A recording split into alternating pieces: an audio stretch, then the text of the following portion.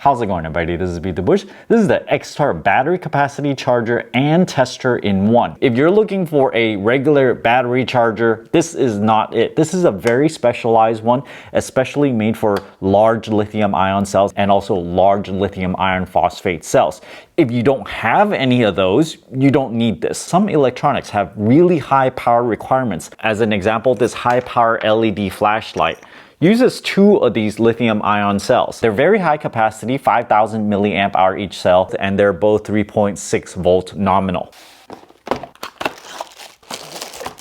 Instruction manual, XTAR branded AC adapter. This is a 20 watt USB-C. Comes with a USB-C cable and your battery charger. Look at the spacing for this battery. It's huge. I have some XTAR AAA batteries, and it's great that it can still fit these tiny batteries here. And the charger can charge one single lithium ion battery up to 3 amps. That's around 12 watts. When you do 4 of them, it's only going to do 1 amp for each cell. When you plug it in, it starts up by default on charge mode. The way to think of this is it can always charge 1.2 volt nickel metal hydrides and 1.5 volt lithium ion. So it's not going to display it over here. The tricky part is this device requires you to differentiate between lithium ion cells and lithium iron phosphate.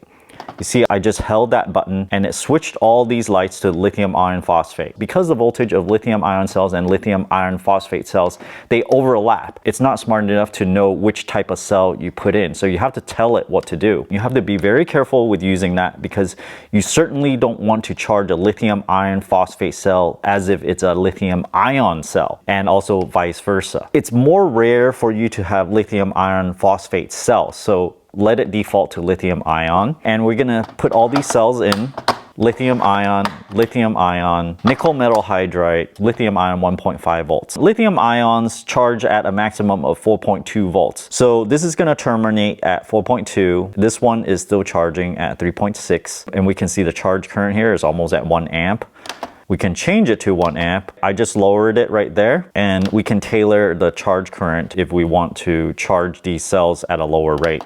But if we go to 1 amp, it's just going to put as much current in these cells as it would accept. Notice the nickel metal hydride is only at 1.37 volts. That's what's appearing here. Notice the lithium ion cell does not have a voltage. Why is that? This knows about 1.5 volt lithium ion cells, and so it's going to charge at a higher voltage. Look at that, it's charging at around 5 volts. It's kind of pulsing a little bit though every once in a while. Not sure what's going on there. The LCD's indicating the chemistry correctly. This one is indeed nickel metal hydride, and this one is lithium ion 1.5 volts. All of the battery indicators are going upwards, indicating that it's charging. If we want to turn on the LCD, just press and hold this button and it'll turn off. I can still kind of read it. You might be wondering why this light is blinking. It's still identifying the battery. For some reason, maybe the battery is a bit too low. It needs to know for sure if it's a nickel metal hydride battery first. We can change the mode to the capacity measurement function by holding the middle button. And now it says grade. Therefore, we can grade them and group batteries that are similar in capacity together. Let's see what this measures in terms of capacity for all these cells. When you're doing the grading, it does 3 steps. Charges it to full. Second, it discharges it to measure the capacity, and third, it recharges it back to full again. Make sure you do not disturb the cells while you're doing this, or else it'll restart the process. Cell number 4, the XTAR AAA battery, was done first with a capacity of 938 milliamp hours with a rated capacity of 1000 milliamp hours. Cell number 3 finished with a capacity of 1496 milliamp hours. I accidentally disturbed position 2, so it restarted its process. Cell number 1 finished at 4632 milliamp hours. It's supposed to have 5000 milliamp hours, so pretty close to the full capacity. Cell number 2 finished at 3184 milliamp hours. It also had a rated capacity of 5000 milliamp hours, so the capacity is quite a bit lower than the first cell. These are the compatible cells, charging current and the cutoff voltage. Here's the information on the nickel metal hydride battery. Since doing the last video on the XTAR lithium ion 1.5 volt cell, I had a lot of people asking me about the noise output of these cells. I have a 1K potentiometer connected to the AAA battery. Under very light loads, the ripples around 40 millivolts. So depending on your equipment, this might or might not matter at all. And notice the frequency of this, it changes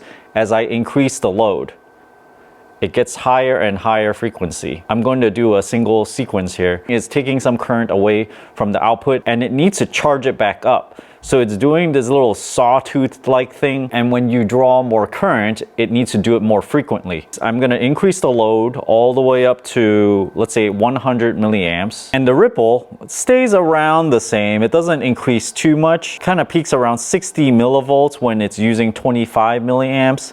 If it's under really heavy load, the ripple tends to go a little bit lower. Pause it once here, and we see that it goes up and down. Period with the highest ripple is 36.6 microseconds. If you guys are interested in getting this battery charger, check out my affiliate link down in the video description below. Thanks for watching this video. Until next time.